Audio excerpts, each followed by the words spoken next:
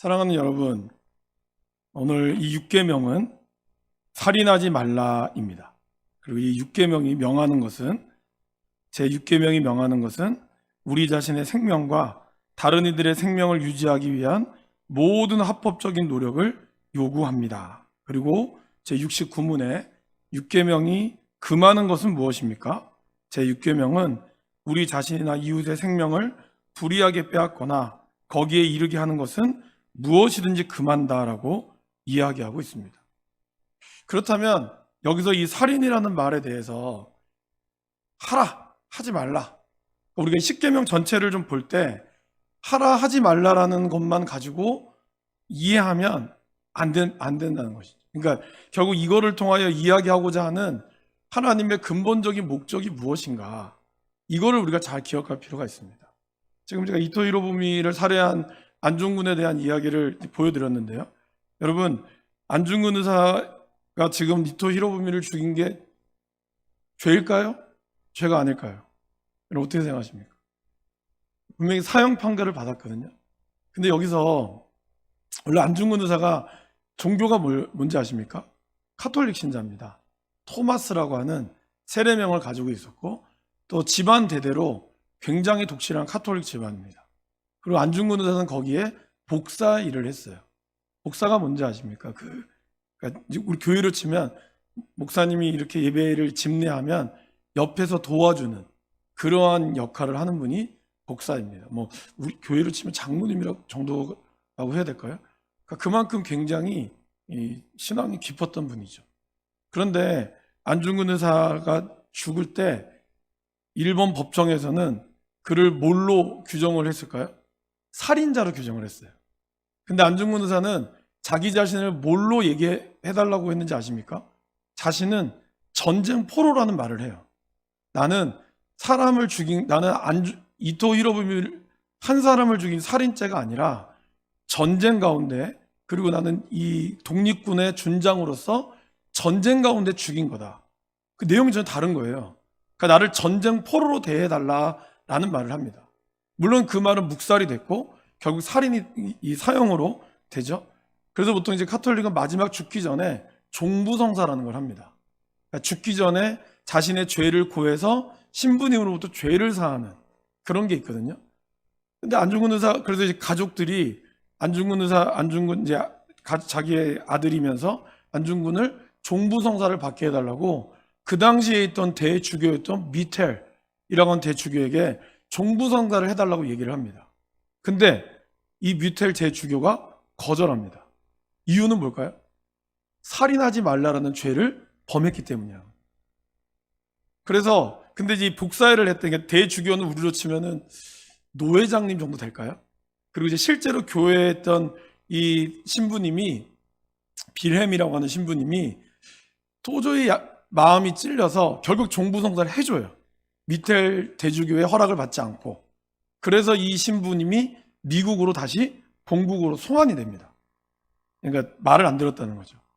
결국 이토 히로부미를 살해한 죄에 대해서 당신이 사과하지 않으면 나는 종부성사를 해줄 수 없다. 이게 카톨릭의 입장이었어요. 그 입장이 계속해서 왔다가 1993년도에 비로소 10월에 안중근 의사 심포지움을 통해서 김수환 추기경이, 그 당시에 계셨던 김수환 추기경이 안중근 의사가 이토 히로부미를 살해한 것은 살인죄가 아니라 그는 나라를 위해서 한 정당한 행위였습니다. 그게 얼마 전에 밝혀진 거예요. 그러니까 그 전까지 이 안중근 의사를 그렇게까지 몰았던 이유는 뭐라고요? 바로 이 살인하지 말라라고 하는 계명 때문에 그렇게 됐다는 겁니다. 그리고 또 여러분들 많이 들어보셨죠? 독일의 유명한 보네퍼 목사님. 그 목사님은 히틀러를 살해하려고 하는 그것에 가담했다는 이유로 이 목회자가 어떻게 사람을 죽이는 일에 가담할 수 있느냐, 그것으로 인해서 독일 내에서도 굉장히 논란이 많았습니다. 여러분 어떻게 생각하십니까? 근데 그때 보네퍼 목사님이 하셨던 논리가, 그 얘기가 뭐였냐면, 미치광이가 버스를 몰고 있어서 거기 있는 수많은 승객들을 죽이려고 하는데 이 미치광이 운전수를 끌어내야 되지 않겠느냐. 자기는 이거를 끌어내는 일에 동조했다. 그래서 자기는 이 음모에, 그러니까 살해를 하려고 하는 계획에 가담을 했다. 그런데 그 당시에도 결국 이 6계명, 살인하지 말라라고 하는 이 계명 때문에 이 보네퍼 목사님의 그런 모습이 찬반이 있었다는 거예요. 그러니까 여러분, 제가 이 말씀을 드리는 이유는 우리가 이 살인하지 말라라는 이 문제를 우리가 너무 쉽게 생각하면 안 된다는 거죠. 또 중요한 건 뭘까요? 저와 여러분들은 이 살인하지 말라라는 이 계명에 대해서 아마 어느 누구나 나는 상관이 없다라고 생각하는 분이 굉장히 많을 겁니다. 그 이유는 뭘까요? 나는 살인을 안 했거든요. 여러분들이 누굴 찔러 죽이기를 했습니까? 그러니까 우리는 그렇게 생각하기 때문에 이 살인하지 말라는 게 사실 우리한테 잘 와닿지 않아요. 5계명의 부모를 공경하라? 이건 내가 부모님을 모시고 있기 때문에, 또 우리에겐 부모님이 당연히 있기 때문에 나한테 찔림이 오기도 하고 더 잘해야겠다 이런 생각이 드는데, 살인하지 말라라고 하는 이 계명은 나는 살인을 안 했는데, 뭐 개미 한 마리도 안 죽인 적은 없겠지만 그래도 나는 그런 게 없다, 우리 이렇게 생각할 수 있다는 거죠. 그런데 오늘 성경에서 이야기하는 살인하지 말라는 단순히 누구를 죽이거나 죽이지 말라라는 문제가 아니라는 거예요. 그리고 또 하나, 굉장히 포괄적인 문제라는 것이죠. 낙태의 문제, 그리고 여러분 또 자살의 문제, 이런 문제들 앞에 과연 우리는 어떻게 해결해야 될까? 이거를 우리가 이 살인하지 말라가 다 포괄하고 있다라는 것입니다. 그렇기 때문에 오늘 이 말씀을 통해서 우리가 조금 살인하지 말라를 깊이 있게 생각해 볼 필요가 있습니다. 오늘 이 히브리어에 나오는 살인하지 말라라고 하는 이 히브리어 단어는요, 크게 두 가지의 뜻이 있습니다. 하나는 고의로 사람을 죽이는 거에 이 살인하지 말라가 쓰여져요. 그러니까 사람을 죽인다는 히브리어 단어가 한 세 가지 정도가 있는데, 특별히 이 살인하지 말라는요, 바로 고의적인 얘기를 합니다. 그리고 또 하나는 과실치사, 이거를 이야기를 해요. 그러니까 내가 실수로 사람을 죽이는 거에 대해서도 이 단어를 씁니다. 그래서 오늘 우리 안에 그러면 살인을 안 했을까?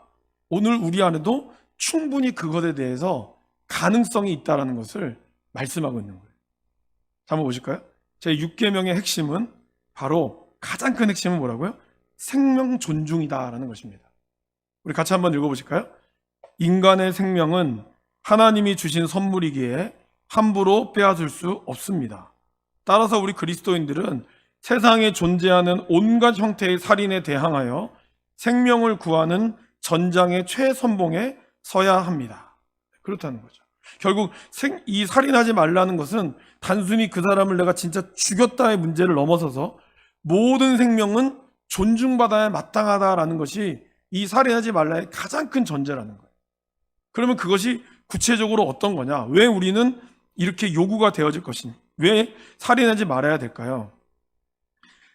68문에 보면은 크게 두 개가 있죠. 우리 자신의 생명과 다른 이들의 생명을 유지하기 위해서 모든 합법적인 노력을 요구한다는 거죠. 그렇다면 왜 왜 생명이 중요할까요? 1번, 모든 사람은 하나님의 형상대로 지음을 받았기 때문에 그 자체로 중요한 가치가 있다라는 것입니다.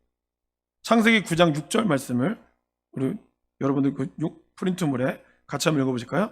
다른 사람의 피를 흘리면 그 사람의 피도 흘릴 것이니 이는 하나님이 자기 형상대로 사람을 지으셨음이니라. 이거 보세요. 그 사람이 누가 됐든지 간에 다른 사람의 피를 흘리게 하면 그 사람도 피를 흘린다는 거예요. 이유는 뭘까요? 하나님이 자기 형상대로 사람을 지으셨기 때문이라는 거예요.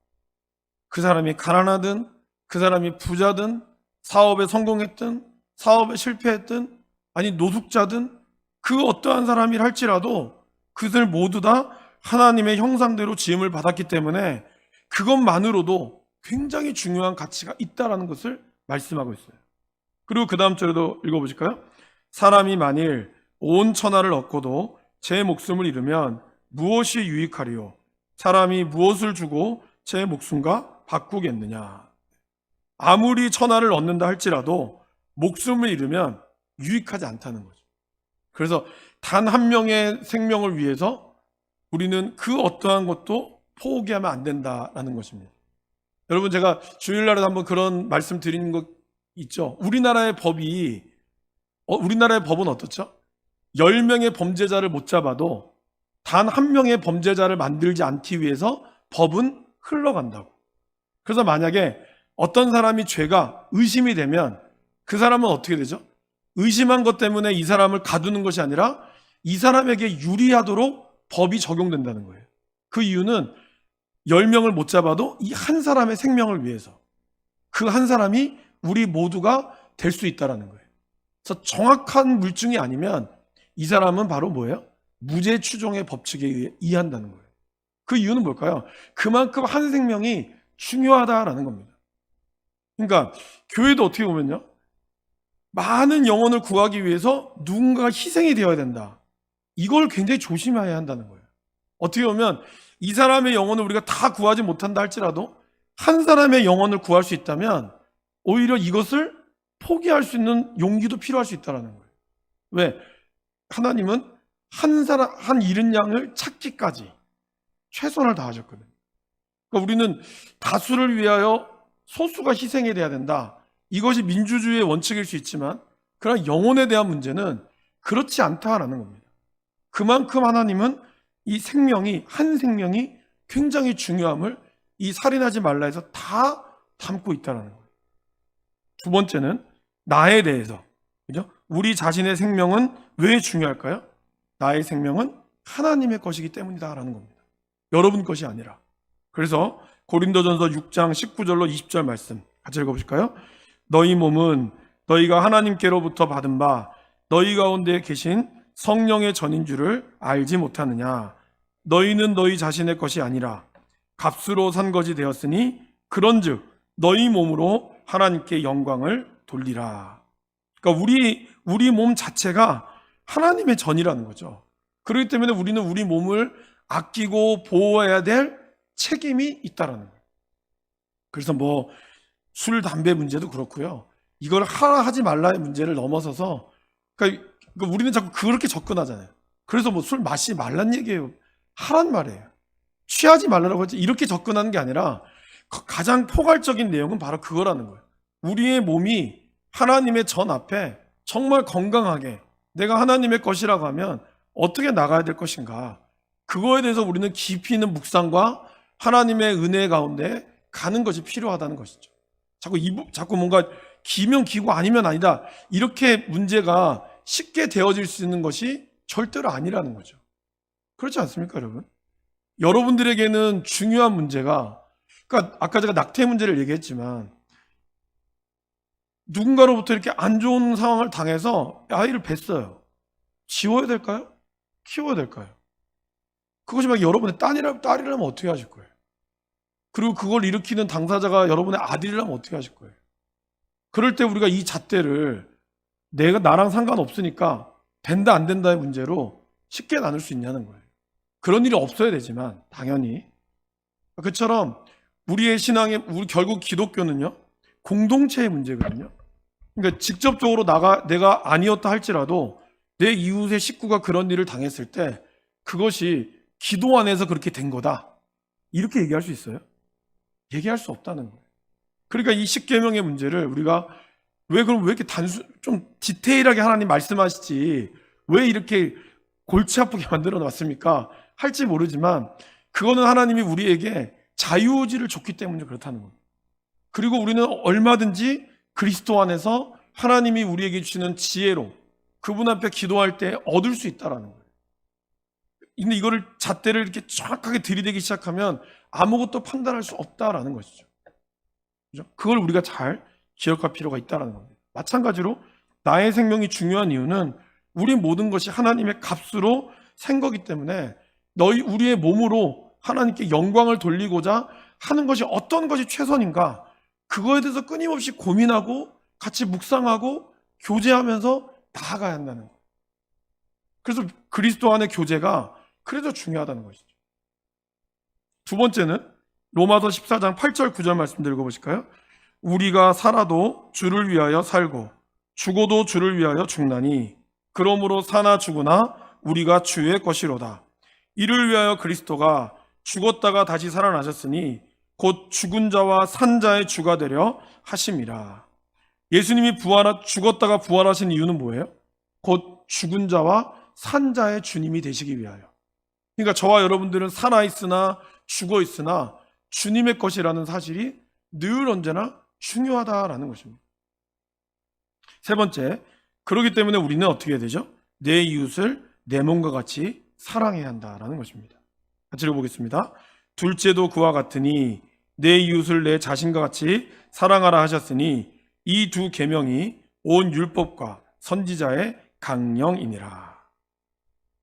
자, 그렇다면 세 번째, 제 6계명이 그러면 금지하는 것이 뭘까요? 도대체 이 살인이라는 거, 아까 제가 말씀드렸죠. 이 히브리어에 나오는 살인은 고의적인 살인과 과실치사의 살인을 이야기합니다.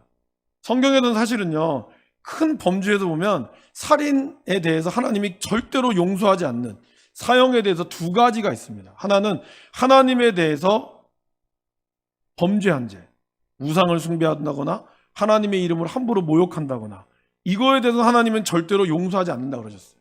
또 사람에 대해서도 부모를 어떻게 해요? 부모를 저주하거나 모욕한 죄는 반드시 죽이라고 그랬어요. 그 이유는 뭘까요? 부모가 육신의 생명을 책임졌기 때문에. 거기도 생명이죠. 그러면 다른 사람에 대해서 고의로 죽인 것도 물론 마찬가지고, 특별히 어떠한 여인에 대해서 간음한 거에 대해서도 반드시 죽이라고 이야기합니다. 그 이유는 뭘까요, 여러분? 그 이유는 오늘 두 번째 있죠.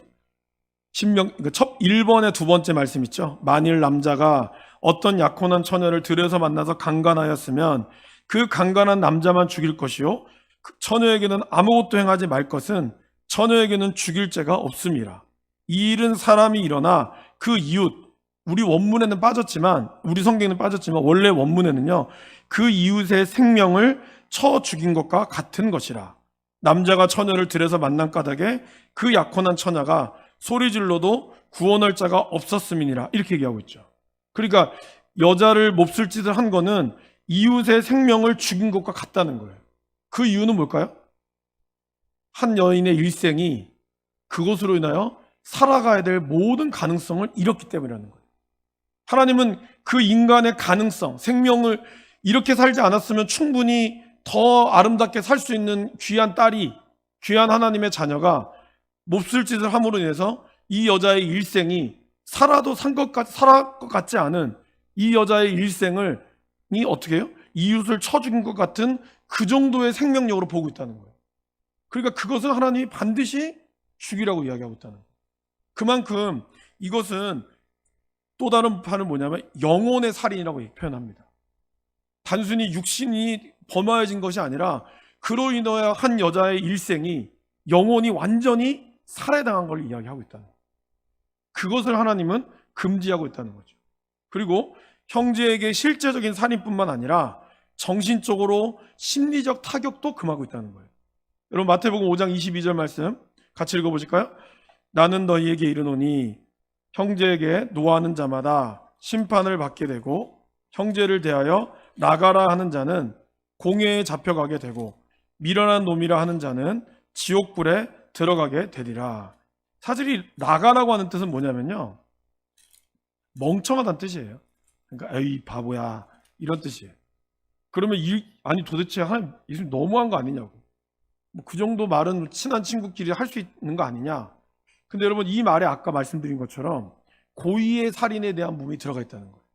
저 사람이 정말 싫어서 나도 모르게 나오는 이 말, 그런데 이 22절 말씀 앞에 21절 말씀에 예수님이 뭐라고 하셨냐면 옛사람에게 말한 바 살인하지 말라, 누구든지 살인하면 심판을 받게 되리라 하였다는 것을 너희가 들었으나 라고 얘기하고 있죠.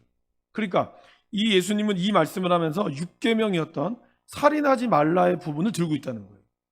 그러면 우리가 생각하는 살인하지 말라는 사람을 찔러 죽여야 살인하는, 뭐 찔러 죽이든 패 죽이든 어쨌든 목숨을 잃은 것으로 이야기하지만 예수님은 거기서 그치는 것이 아니라 너희가 그에 대해서 인격적인 모독을 한다거나 아니면 정신적으로 학대를 한다거나 말로써 그것으로 학대하는 모든 것도 살인의 범주에 들어간다라는 것을 이야기하고 있다는 거예요. 그러니까 지금 우리로 치면 왕따의 문제라든가 또 자살의 문제 있죠, 여러분. 자살이 그 사람의 목숨을 끊는 게 옳은 걸까요? 옳지 않은 걸까요? 당연히 옳지 않죠. 근데 만약에 그 사람의 자살이 누군가로부터 계속적으로 지속적으로 언어적인 폭행과 심리적인 폭행과 그런 것으로 인하여 도저히 내가 살 수 없는, 내가 이렇게 사느니 뭐하냐, 나 이러니 차라리 죽겠다 라고 얘기했을 때 과연 하나님이 심판대 앞에서 이 사람의 자살을 동조했던, 수많은 말로 인해서 상처를 줬던 사람들에 대해서 하나님이 그 책임을 묻지 않으실까요? 예수님은 오늘 그걸 이야기하고 있는 거예요. 단순히 그냥 우리가 제가 거듭 말씀드리지만 그 사람을 내가 실제로 죽였다 안 죽였다가 문제가 아니에요. 오늘 살인하지 말라라는 것은 그것으로 인해 그것이 시작하기 전에 파생되는 모든 말과 행동과 언어에서 이미 살인은 시작되었다고 예수님은 더 구체적으로 말씀하고 있다라는 것입니다. 그러니까 우리 교회 공동체 안에서도 말을 굉장히 조심하셔야 한다는 거예요. 나는 그냥 쉽게 넘기는 웃음 농담일지 모르지만 그 사람을 당황스럽게 만든 이것에 대해서 여러분들이 굉장히 조심하셔야 돼요. 그리고 그런 것에 있을 때 여러분들이 조금은 정색하시면서 그런 농담은 하지 마시라고 이야기하는 게 중요합니다. 그런 용기가 필요해요.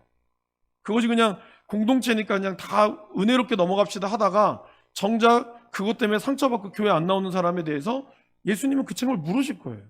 분명히. 그것 때문에 영혼이 죽는다면. 굉장히 중요한 문제입니다, 여러분. 심각하게 받아들이셔야 됩니다. 이것을 살인하지 말라라고 금하고 있다는 거죠. 두 번째는 분을 다스리지 못하는 것도 금하고 있습니다. 에베소서 4장 26절, 27절 같이 읽어보실까요? 분을 내어도 죄를 짓지 말며 해가 지도록 분을 품지 말고 마귀에게 틈을 주지 말라. 분을 낼 수 있죠. 사람인지라. 아직 우리도 우리 안에 연약한 죄성이 있기 때문에 화가 날 수 있습니다. 그러나 이 분을 내어도 죄를 짓지 말라는 거예요. 왜 그럴까요? 분 자체는 문제가 아니라 분을 내므로써 오게 되는 마귀에게 틈을 준다는 거예요. 그래서 이 분으로 시작하면 나중에 내가 어떤 사람에게 분을 내기 시작하면 여러분 한번 사람에게 화를 내면 어떻죠? 화가 수그러들지가 않아요. 희한하게. 화는 점점 커져요. 처음에는 그냥 조용히 얘기했다 갑자기 생각할수록 어때요? 화가 나면 갑자기 예전에 있었던 모든 과거의 잘못까지 다 끄집어들어요. 그래서 분이 멸시로 가고요. 멸시가 욕으로 가고요. 욕이 결국은 행동으로 가고요. 그렇게 하다가 마지막에 살인으로 가는 경우들이 많다라는 거예요. 그렇기 때문에 처음부터 분이 날 때 아예 그 자리를 떠나버리든지 그리고 그 안에 풀지 않으면 결국에는 뭐라고 얘기했죠? 마귀에게 틈을 주게 된다라는 거. 세 번째는요. 사람의 추락을 방지하는 건축시설의 미비도 금하고 있습니다. 22장 8절 말씀 읽어보실까요? 내가 새 집을 지을 때 지붕에 난간을 만들어 사람이 떨어지지 않게 하라. 그 피가 내 집에 돌아갈까 하노라. 이거 보세요. 여러분들이 새롭게 집을 지을 때 그 지붕에 난간을 만들어서 사람이 떨어지지 않도록 하라는 거예요. 그 말은 뭐죠? 공사할 때 사람의 추락을 방지하는 모든 시설들을 이야기하는 것이죠. 그러니까 지금 우리들이 공사 가운데 시멘트 이만큼 써야 되는데 돈 아끼려고 조금 써가지고 얼마 전에 난리 났었죠. 이런 모든 것들도 사실은요 엄밀히 얘기하면 살인죄라는 거예요. 그만큼 생명을 하나님은 굉장히 중요시 여긴다는 거예요. 구약에 이런 말씀이 있다는 게 놀랍지 않습니까, 여러분? 하나님에 대한 생명은요 그냥 단순하지 않다는 거예요. 그만큼 하나님은 너무나 생명을 중요하게 여긴다는 거죠. 그 다음에 네 번째 보세요. 무절제한 식사와 음주와 노동과 오락도 금하고 있습니다. 같이 읽어보실까요? 너는 꿀을 보거든 조카리만큼 먹으라. 과식함으로 토할까 두려우니라. 그 다음에요. 너희는 스스로 조심하라. 그렇지 않으면 방탕함과 술취함과 생활의 염려로 마음이 둔하여지고 뜻밖의 그날이 덕과 같이 너희에게 임하리라. 이 말씀 보세요. 방탕함, 이것도 이게 술 취한 거랑 같은 뜻이거든요. 술을 마심으로 생활이 어려워져서 마음이 짓눌려지고, 둔하여진다는 건 짓눌린다는 뜻이거든요. 생활이 어려우면 아무래도 빛에 쪼달리게 되고 돈이 부족하면 내 마음이 어떻게 되죠? 계속해서 눌리게 되겠죠. 그러면 그것이 나에게 병으로 올 수도 있고 그리고 그것이 나에게 또한 극단적인 선택으로 갈 수 있다는 거죠. 이 모든 것들을 조심하라는 거예요. 왜? 이것도 결국에는 살인죄라는 거예요. 그리고 그 다음 절에요. 낮에와 같이 단정히 행하고 방탕하거나 술 취하지 말며 음란하거나 호색하지 말며 다투거나 시기하지 말고. 이것도 또한 내가 절제하지 못함으로 인해서 방탕하거나 술을 취해서 음란에 빠지거나 색을 좋아해서 결국에는 다투거나 시기하는 일로 생기면 그 모든 것이 나중에는 살인으로 갈 수 있다는 거예요. 그런 가능성을 하나님은 우리에게 말씀하고 있다는 것이죠. 다섯 번째, 동물을 키울 때도 조심해야 한다는 거예요. 우리 출애굽기 말씀 읽어보실까요? 소가 남자나 여자를 받아서 죽이면 그 소는 반드시 돌로 쳐서 죽일 것이요 그 고기는 먹지 말 것이며 임자는 형벌을 면하려니와 소가 본래 받는 버릇이 있고 그 임자는 그로 말미암아 경고를 받았을 때 단속하지 아니하여 남녀를 막론하고 받아 죽이면 그 소는 돌로 쳐 죽일 것이고 임자도 죽일 것이며 이렇게 얘기하고 있어요. 그죠? 그러니까 소가 원래 뭐 사람을 받았어요. 근데 앞에 구절은 소는 반드시 돌로 쳐 죽여야 돼요. 왜? 생명을 죽였으니까. 그런데 임자는 형벌을 면하는 거예요. 왜? 일단 주인이 없었거든. 그런데 그 다음 들어보세요. 소가 원래 얘가 좀 습관적으로 받는 버릇이 있어.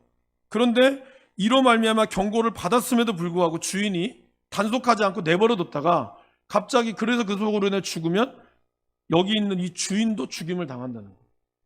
그만큼 동물도 사람을 죽인 생명이기 때문에 생명을 죽이는 거에 대해서 소뿐만 아니라 주인도 그렇다는 거죠. 요즘 강아지, 이 개를 키우시는 분들이 이게 잘 들으셔야 돼요. 내 개가 내 말은 잘 들으니까 얘가 원래 안 그런데 왜 그러지? 이렇게 얘기하면 안 된다는 거예요. 이미 그런 가능성 가운데 지금 굉장히 반려견 문제로 또 사회가 굉장히 심각해지고 있거든요. 그러니까 이런 부분들도 그냥 아무것도 아니다라고 넘어갈 수 있는 부분이 아니라는 거죠. 특별히 믿는 사람들이 강아지를 키울 때 조심하셔야 한다는 거죠. 그 다음에 6번, 도둑을 죽이는 것도 살인이 될 수 있다라는 겁니다. 왜 그러냐? 도둑이 뚫고 들어오는 것을 보고 그를 쳐 죽이면 이건 이제 정당방위가 되죠. 정당방위에 대해서는 피 흘린 죄가 없지만 해 돋은 후에 피 흘린 죄가 있다라는 거예요. 왜냐하면 해 돋은 후에는 도둑이 눈에 보이기 때문에 그때는 소리를 질러서 쫓아내든지 그렇게 할 수 있는데 이때 해가 돋은 후에 도둑이 보여서 죽인 것은 고의의 죄가 성립될 수 있다라는 것이죠. 그러니까 아무리 도둑이를 할지라도 그것에 대해서 고의로 죽이면 안 된다는 것을 이야기하고 있습니다. 그리고 이 7번은 좀 더 적극적인 거죠. 내가 사람을 안 죽이면 되지 이게 아니라 7번을 이렇게 얘기하죠. 부상자와 어려움에 처한 사람을 방치하는 것도 엄밀히 얘기하면 살인죄라는 거예요.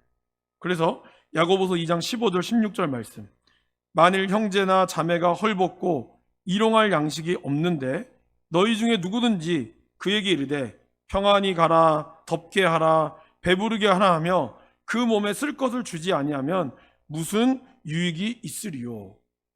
예수님은 이것과 비슷하게 해서 선한 사마리아인의 비유를 드셨죠. 어떤 사람이 강도를 만났는데 제사장도 레위인도 그냥 갔어요. 근데 사마리아인 그 사람이 도와줬잖아요. 그러면서 예수님이 누가 이웃이 되겠느냐라고 물으시죠. 결국 우리가 정말 이웃이라고 이야기한다는 것은 뭘까요? 형제자매가 어려움에 처해 있을 때 그 사람이 그냥 외면하고 있는 이것도, 그래서 그로 인해 그 사람이 죽는다면 우리 또한 그것이 살인죄가 될 수 있다라는 거예요. 근데 참 어려운 시대에 살고 있죠. 왜냐하면 요즘에는 지갑을 떨어져서 주워줘도 지갑에 돈 훔쳐갔다고 경찰에 이렇게 해코지하는 시대잖아요. 그죠? 괜히 옆집에 끼어들었다가 오해 살까봐 우리가 많이 그런 것 때문에 좀 몸을 사리고 있지만, 그럼에도 불구하고 믿는 사람들은 그 어려움에 처한 사람들의 도움을 쉽게 외면해서는 안 된다라는 거죠. 그래야지 우리가 이 계명을 온전히 지킬 수 있다라는 것을 말씀하고 있습니다. 자, 그 다음 페이지요. 마지막 페이지에. 그렇다면 이 6계명이 주는 의미가 뭘까요? 첫 번째, 같이 읽어보실까요? 사람의 생명은 존엄하며 따라서 합당한 보호를 받아야 합니다. 어떠한 생명이든지 간에 존엄하다라는 거예요. 그래서 우리가 그거에 대해서 합당한 보호를 받을 수 있도록 해 주어야 한다라는 것입니다. 두 번째는요, 나의 생명은 과연 누구의 유익을 위해서 존재해야 되는지를 물어봐야 한다는 것이죠. 결국 여러분, 우리의 생명이 하나님 것이라면 그러면 내 생명이 하나님의 나라를 위하여 내가 정말 희생하고 있느냐? 그러니까 내 생명이 너무 귀한데 그 귀한다는 것이 하나님의 나라를 위하여까지도 내 목숨 중요하니까 나는 내 목숨을 먼저 차려야겠다. 이것을 이야기하느냐에 대한 부분을 질문을 던지는 거예요. 빌립보서 1장 20절로 24절 말씀 같이 한번 읽어보실까요?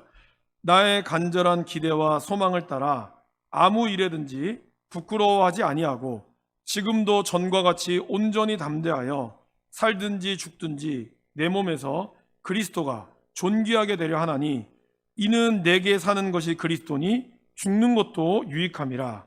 그러나 만일 육신으로 사는 이것이 내 일의 열매일진데 무엇을 택해야 하는지 나는 알지 못하노라. 내가 그들 사이에 끼었으니 차라리 세상을 떠나서 그리스도와 함께 있는 것이 훨씬 더 좋은 일이라. 그렇게 하고 싶으나 내가 육신으로 있는 것이 너희를 위하여 더 유익하리라. 이 말이 뭐죠? 사도 바울은 지금 이제 감옥에 있잖아요.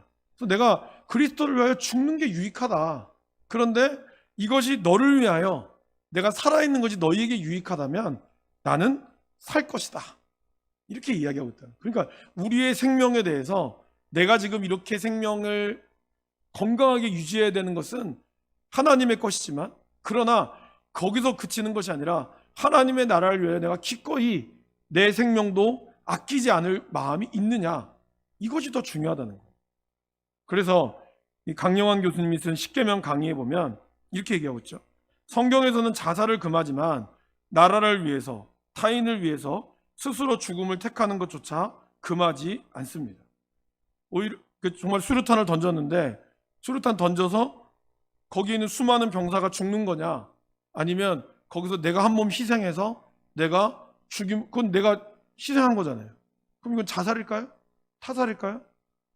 여기서 그 문제가 나온다면 예수님이 이렇게 얘기하죠. 사람이 친구를 위하여 자기 목숨을 버리면 이보다 더 큰 사랑이 없나니 너희는 내가 명한 대로 행하면 곧 나의 친구라. 그죠? 죽음에 대한 우리의 생각들을 잘 기억할 필요가 있다는 거예요. 그런데 이렇게 얘기하죠. 그런데 삶과 죽음, 어떤 것이 값일까요? 예수님은 만인을 위해서 죽임을 택하셨습니다. 하늘의 미랄이 되어 죽음을 자청함으로 만인의 생명을 구했습니다.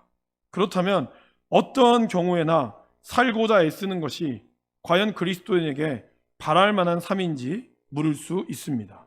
자청해서 죽을 필요는 없지만 삶이 죽음보다 반드시 값진 것인지를 물을 수는 있습니다. 우리가 고민해 봐야 한다는 거죠.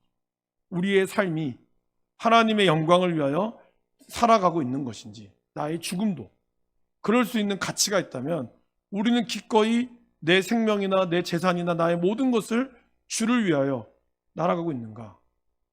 결국 우리들은 끊임없이, 물론 중요합니다. 이거 무시하는 것이 아닙니다. 노후의 대책을 위해서 다 애쓰지만 정말 사후의 대책을 위해서 우리가 고민하고 있는가? 이걸 생각해 봐야죠.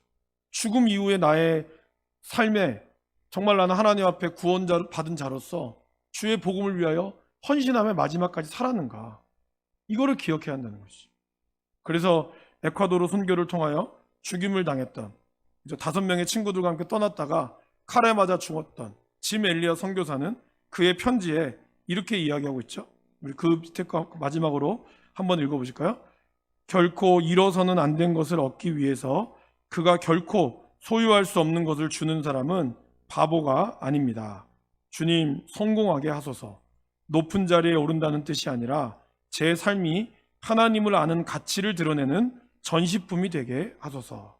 하나님, 마른 막대기 같은 제 삶에 불을 붙이사 주님을 위해 온전히 소멸하게 하소서. 나는 오래 사는 것을 원치 않습니다.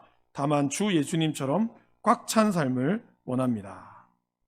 우리의 삶이 이렇게 될 수 있기를 바랍니다. 녹슬어 없어지는 인생이 아니라 닳아 없어지는 인생이 되기를 바랍니다. 이 말은 조지 휘필드가 했던 말이에요. 나는 녹슬어서 나이 들어서 그냥 늑달이 돼서 녹쓰는 인생이 아니라 하나님 나라를 위하여 다 닳아서 없어지는 인생이 되기를 원합니다. 라고 얘기했다는 것이죠. 저와 여러분들이 그러한 인생으로, 그것이 진짜 우리가 살인하지 말라는 참 의미임을 잘 기억할 수 있기를 간절히 바랍니다.